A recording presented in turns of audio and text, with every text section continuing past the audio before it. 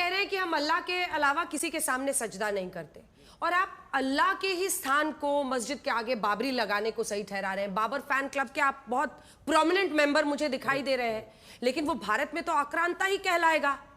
आखिर इतना क्या मोहब्बत है? अब मतलब सोचिए, औरंगजेब छत्रपति संभाजी महाराज की इतनी निर्मम हत्या करने वाला हीरो बन जाता है वारिस पठान। तो एएसआई को बोलिए बंद कर दे तो हम नहीं जाएंगे मजार पे। क्यों भाई, ये हीरो कैसे हो सकते हैं? देखिए मैं जवाब दे रहा हूं। पहले मैं सुधांशु जी की बात का जवाब दे दूं कि पड़े हुए मजार की पूजा करते हैं। इस्लाम में बिल्कुल हराम है, ये बिल्कुल हराम है। यही हम सजदा करना कब्र के सामने बिल्कुल हराम है। जो लोग करते हैं इस्लाम के खिलाफ करते हैं। मैं बिल्कुल डंके की चोट पे आज तक पे कह रहा हूं, जो लोग कर रहे हैं वो हराम कर रहे हैं, शिर्क कर रहे हैं। इस्लाम से उसका कोई लेना देना नहीं है। दूसरी बात, अंजना जी आपने कहा कि बाबर के नाम से ऐसी क्या बात है, आप मुझे बताइएगा ईमानदारी से, मैं भी ईमानदारी से जैसे मैंने बताया, क्या सुप्रीम कोर्ट ने यह नहीं कहा था कि हमें ऐसा कोई सबूत नहीं मिला कि मंदिर तोड़ के मस्जिद बनी हो? जब सुप्रीम कोर्ट ने उस बात को नकार दिया, जिस झूठ को लेकर ये चल रहे हैं आज भी, तो फिर क्यों बाबर के नाम से दुश्मनी है भाई? क्यों बाबरी मस्जिद से बाबर फैन क्लब के इतने बड़े सदस्य, आपने उनकी आत्मकथा बाबरनामा पढ़ा है कि नहीं, मुझे बताइए। एक मिनट, आपने बाबरनामा पढ़ा है कि नहीं, या ऐसे ही फैन हो गए बस? बाबरनामे में सुनिए, आपने बाबरनामे की जो बात कही है, बाबरनामे में बहुत सारी चीजें लिखी हैं। आप अपने मतलब की ले रही हो, हम अपने मतलब का ले लेते हैं। जैसे अभी रामचरितमानस के बारे में इन्होंने कहा कि रामचरितमानस में लिखा है। रामचरितमानस में बहुत सारी बातें। अच्छा ठीक है, चलिए बाबर को छोड़िए। औरंगजेब ने छत्रपति संभाजी महाराज की हत्या की थी या नहीं की थी? आज साजिद रशीदी साहब टीवी पर बताइए, पूरा देश आपको सुन रहा है। मैं बताता हूं, सन 6 हिजरी को आप पढ़ लीजिए। जितने हिंदू राजा थे सारे मंदिरों को तोड़ते थे, मूर्तियों को खंडित करते थे, तब अपनी विजय मानते थे। कुछ भी औरंगजेब पर सवाल पूछा तो मुझे पता ही था कि आप भाग जाएंगे। धर्म पर मिटने वाला शेर शिवा का छावा था, महापराक्रमी परम प्रतापी एक ही शंभू राजा था। क्या हुआ, मुंह में दही जम जाती है? क्या हुआ मौलाना जी? इस्लाम के नाम पे कोई काम, छत्रपति संभाजी महाराज के बारे में दो शब्द नहीं कह सकते, लेकिन औरंगजेब की महिमा मंडन पूरा दिन करोगे। इस्लाम पर काम करते। अच्छा, सबसे अच्छा वारिस पठान का है, वो औरंगजेब फैन भी है, वो बाबर फैन भी है, वो सबके फैन है, तो उनको तो कुछ बोलना ही नहीं है इस सब पर। जल्दी से मैं देखिए, पहली बात जो मौलाना रशीदी साहब ने बोला, टेक्निकली गलत बोला। राम मंदिर के जजमेंट में कोर्ट ने लिखा कि 12वीं शताब्दी से पहले वहां कोई मंदिर था, इसका आर्कियोलॉजिकल प्रूफ नहीं है। और अगर आर्कियोलॉजिकल प्रूफ की बात कहेंगे मौलाना साहब, 6 दिसंबर 92 से पहले वहां पे कोई ढांचा था, इसका आज कोई आर्कियोलॉजिकल प्रूफ नहीं है, सिर्फ डॉक्यूमेंट्री प्रूफ है। क्या बता दो कोई आर्कियोलॉजिकल प्रूफ हो? अब बताना चाहता हूं, जो इन्होंने कहा ना पड़ा हुआ मजार कुफ्र है, अब मैं लोगों को याद दिलाना चाहता हूं, बाबरी मस्जिद के लिए तो बहुत बोलते हैं। इस देश में एक दरगाह भी जला दी गई थी, चरारे शरीफ। काहे जला दी गई थी? इसीलिए जो मौलाना रशीदी जैसे लोग बोलते हैं कि इस्लाम में कुफ्र है, उसकी बात कोई क्यों नहीं करता कि वो इतनी मुकद्दस और उसको जलाने वाला मस्तगुल पाकिस्तान भाग गया था, इसकी बात कोई क्यों नहीं करता? इसलिए आपकी बात एकदम साफ हो जाती है कि आपको लास्ट में मैं एक और कहना चाहूंगा, मौलाना साहब ने, देखिए ये सब लोग आके बोलते हैं, बाबर की बात करते हैं, औरंगजेब की। आपको पता है औरंगजेब ने खुद ये बात बोली थी कि मेरे मरने के 3-4 साल के अंदर सब कुछ खत्म हो जाएगा। अपने बेटे बहादुर शाह प्रथम को जब उसने कहा कि मैं 80 साल का हो गया हूं, तुमको दे रहा हूं, मगर याद रखना मेरे मरने के बाद 3-4 साल में खत्म हो जाएगा, ये उसने लिखा। और किसने क्यों बोला? उसने कहा ज्योतिषी ने मुझे बताया था, बचपन से लेकर आज तक सब कुछ ठीक हुआ है। और मदरसे को मैं कहना चाहता हूं, और इसलिए ये होगा, आईने अकबरी कितनों ने पढ़ी है? आईने अकबरी के पहले चैप्टर में 75% पोर्शन सिर्फ अकबर की जन्म कुंडली के ऊपर है, मगर ये लेफ्टिस्ट उसको देखो कितना एथेंटिक मानते हैं। वैसे कहेंगे ज्योतिष सब खराब है, अंधविश्वास है, तो आईने अकबरी के फर्स्ट चैप्टर में अकबर की महानता का कारण जिन ग्रहों में वो पैदा हुआ वो माना जाता है, मगर अकबर को महान बनाने वाले आईने अकबरी के उसी चीज को डिलीट कर देते हैं।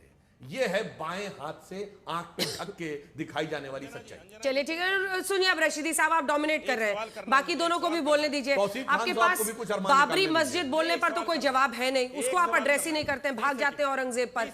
नहीं, वारिस पठान साहब, हम लोग भी आपको जानते हैं। वारिस जी, ईमानदारी से बताइएगा, आप तो गणपति बप्पा मोरया बोलने वाले थे, ये वोट बैंक की वजह से ये सब स्टैंड लेना पड़ता है क्या? ये वोट बैंक का स्टैंड कौन ले रहा है पता है? बीजेपी के पास कोई मुद्दे नहीं है। वंदे मातरम लाके देखिए, पिस्टल फाइल का पूरा उन्होंने खत्म कर दिया। मोदी का नाम, पुरी का नाम, अनिल अंबानी का नाम, तमाम के नाम आ गए थे। वो सब साइड में चला गया और आप भी वंदे मातरम के ऊपर डिबेट करने लग गए। तो बीजेपी का तो मुद्दा यही है, पूरा ध्यान भटका पॉलिटिक्स। अभी सुधांशु त्रिवेदी ने एक बात जो करी, मुझ पर आपत्ति है कि जब वंदे मातरम या नेशनल एंथम पढ़ा जाता है तो ओवैसी साहब लोग खड़े नहीं होते। अरे सुधांशु जी, नहीं, ये मैंने नहीं कहा। मैंने कहा जो मुसलमान नहीं खड़े हो रहे थे उस पे ओवैसी जी ने कहा था कि ये कहीं लिखा हुआ नहीं है संविधान में। गलत मत कोट करिए, कोई भी जाके चेक कर सकता है। हम लोग आपकी तरह दूसरे की रिलीजन प्रैक्टिस का अपमान नहीं करते, सम्मान करते हैं। दूसरे के फेथ का भी उतना ही सम्मान करो जो अपना फेथ का कर सके। आप सिर्फ दूसरे को ये बोलोगे नहीं ये बोल, जबकि उसका रिलीजन उसको अलाउड नहीं करता। वारिस जी एक सेकंड, एक काउंटर है मेरा, एक बार वारिस जी को दिखाएं। वारिस जी, मैं चिल्लाहट नहीं करना चाहती। कुछ तो मजबूरी रही होगी ना आपकी कि गणपति बप्पा मोरया के बाद अब आप डर के जेएसआर बोलते हैं। मतलब ऐसा क्या डर है आपको? बात डर का बात नहीं है, बात शिर्क है। अगर हम लोग कोई ऐसे अल्फाज इस्तेमाल करते हैं जो अल्लाह के साथ जिसको जोड़ दिया गया तो वो शिर्क हो जाता है। शिर्क गुनाह की माफी है, शिर्क की माफी भी नहीं है। आप क्यों चाहते हो मेरी आखिरत खराब हो? हाँ, सर तन से जुदा है ना। अज़ाब मिले क्यों?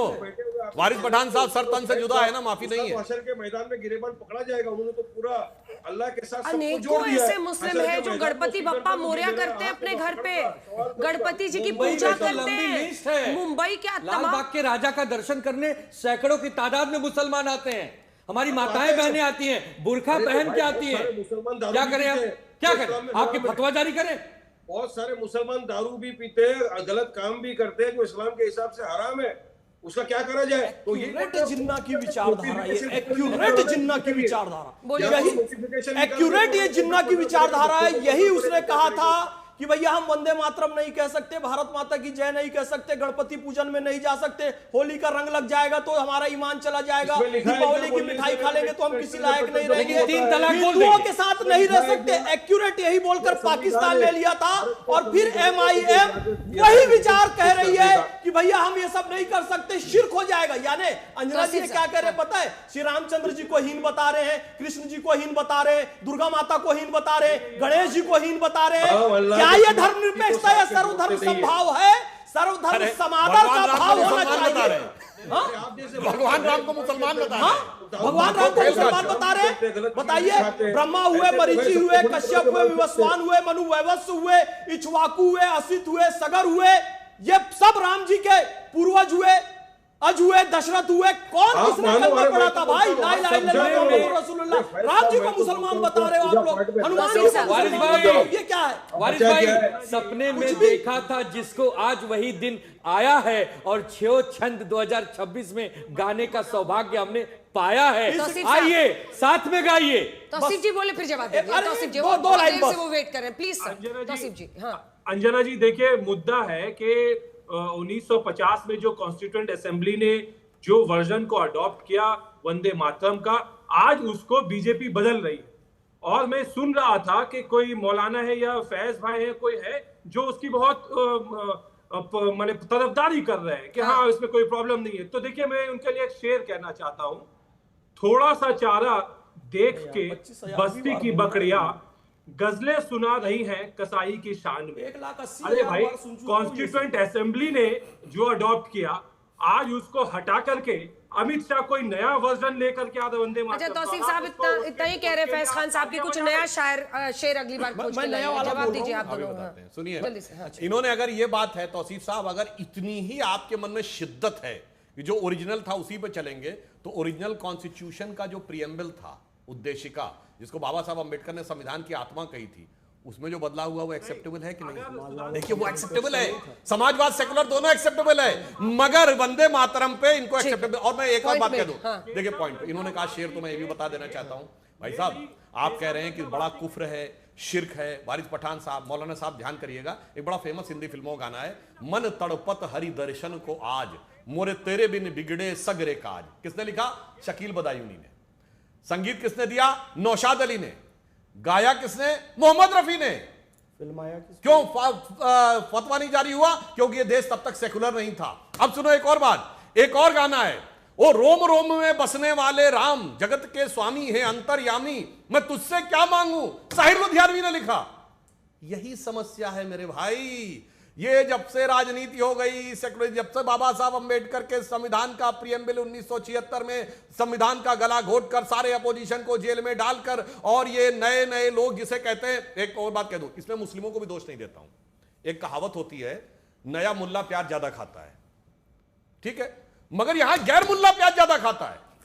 मतलब ममता बनर्जी, राहुल गांधी, अखिलेश यादव, तेजस्वी यादव, ये मतलब मौलाना कहे ना कहे, और उसका उदाहरण है जाकिर नायक का ऑफिशियली स्टेटमेंट है कि हमने तो मांग भी नहीं की थी सैटेनिक वर्सेस पे प्रतिबंध लगाने की, तब भी राजीव गांधी ने लगा दिया था, हम तो बड़े शुक्रगुजार हैं। इसी कहते मुल्ला ने बोला नहीं, फिर भी काम पूरा हो गया। दुबे जी समझ ही नहीं पा रहे हैं क्या करें आज, जल्दी से नहीं, मैं तो बस उर्मिलेश कट्टर देशभक्त। मैं उर्मिलेश शंकरधर जी की इन पंक्तियों के साथ बस अपनी वाणी को विराम दूंगा। इस गीत को जो सांप्रदायिक बताएंगे, इस गीत पे जो प्रतिबंध लगाएंगे, ऐसे व्यक्ति का ना कोई जात ना धर्म, गाएंगे गाएंगे हम वंदे मातरम, चाहे जिंदा रहे चाहे मर जाए हम, धन्य धन्य इसे लिखने वाली कलम, गाएंगे गाएंगे हम वंदे मातरम। और एक लाइन और कह दूं इसमें, जल्दी से एक बड़ा फेमस है, आपको पता होगा, असगर हरीम इश्क में हस्ती ही जुर्म है, रखना कभी ना पांव यहां सर लिए हुए। यानी मातृभूमि के साथ जब डिवोशन होता है तो सर का मतलब